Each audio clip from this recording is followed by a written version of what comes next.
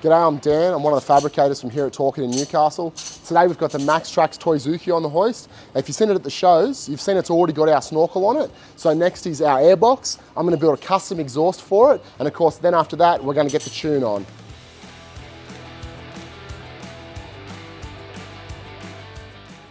So while the guys are doing the custom exhaust for the Toy Suzuki, we're going to do the stainless airbox, the ECU tune and throttle controller. Now that we've got the ECU out, it will be good to take a read file.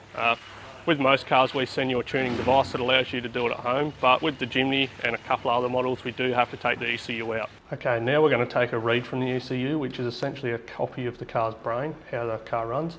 No matter whether your car's a Land Cruiser or a Patrol or a Jimny, every tune is different. We don't copy and paste tunes. Okay, while our tuners are working on the file, we might as well get cracking on the airbox and get that installed. As you can see, it's all 304 grade stainless. Looks really good in the engine bay, and it's taken the intake level from about here on the Jimny right up to here, so it's going to get cooler, cleaner air into the engine, and it's all fully sealed.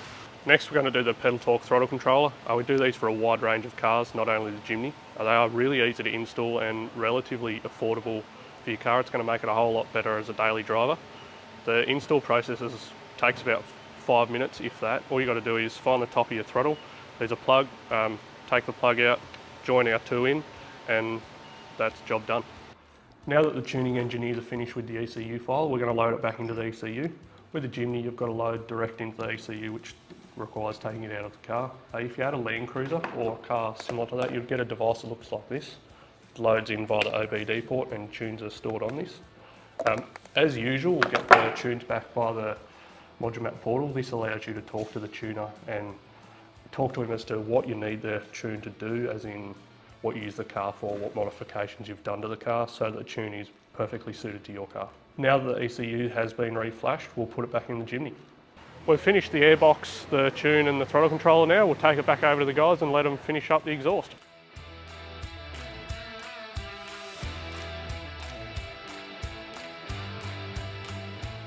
While the Maxtrax Suzuki exhaust is going to be custom, all of our original design prototypes in R&D are one-offs as well, and the process is exactly the same. It starts right here on our bender, and I'll show you how it works now. So all of the bending operations programming starts right here on this computer, and of course then we have to put a piece of pipe on and get it bent. If you come around here, I'll show you what happens. So what we do is we put a piece of pipe clear over the mandrel. That's this brass piece here, and that lives inside the pipe. And that allows the pipe to not get crushed in when we bend it. Then the pipe goes up and it gets clamped in, it gets clamped here, and the bending happens here around this radius. Because it's computer controlled, it's always spot on and identical and allows us to have perfect repeatability. Our off-the-shelf Jimny exhaust fits probably 99% of modified Jimnys in Australia, but there's nothing available that will fit straight on this, which is why it's here. So what we're going to do is we're going to start with our off-the-shelf exhaust. We're going to use the front half here. We're probably going to use this section here, adding an extra muffler here, the same one that would go in the tailpipe typically, and then we're going to have to make a custom section for all through the back here, under the tray and around the tank. The considerations that need to be made when you're designing an exhaust for a car like this are many and varied. Of course, we have to keep it tucked up as high as we can, but in addition to that, we need to make certain that it's going to be easy to work on, be reliable, and have clearance for all the suspension articulation as well, and of course the volume requirements of the customer. So we started by fitting the standard Torqit Jimny front pipe, 2.5 inch with the high flow cat, and of course it came across this way, and that wasn't going to work given that our muffler has to go here on this particular car because of the setup on the back. So we've cut it off, we've changed its angle and gone to the back of this muffler, put our hanger on, a couple of flanges so that we can pull it off in pieces, and put our second hanger up here. This is the same extra hanger that bolts onto the car that's supplied with our normal kit, and also our little bracket that goes up here that keeps the handbrake cable out of the way, we've used that again as well. So from here what I'll do is I'll probably take this off now and I'll get it all TIG welded up. Now you can see it's got MIG tacks on it, and this is how it always goes in development.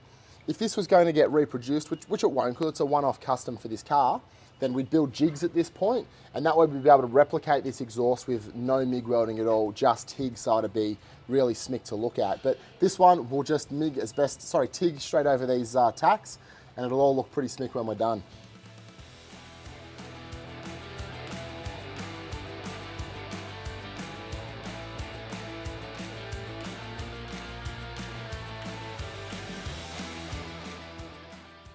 So we're finishing up the tailpipe. It's actually a really complex shape on this car, as you can see. This is why you can't buy anything for this particular car, being as modified as it is. This is exactly the same process as it would be for our airboxes or any of our other off-the-shelf exhausts. So it's just all 304 stainless, mantle bent, TIG welded, full penetration welds, and of course all the flanges will be welded on the inside as well. So we've got it all finished and bolted up on the car with all the gaskets on. We've got plenty of clearance up through here. We use the hoists to lift this side up and flex it right up, make sure that it had plenty of room from the diff here. And we've got some extra hangers on here. A lot of our kits come with extra hangers and stiffer rubbers. That's what this one has, just to give it a really good hold on there, given that the pipe is so much larger than stock. So now it's time to get off the hoist for a sound test and take it for a 4B.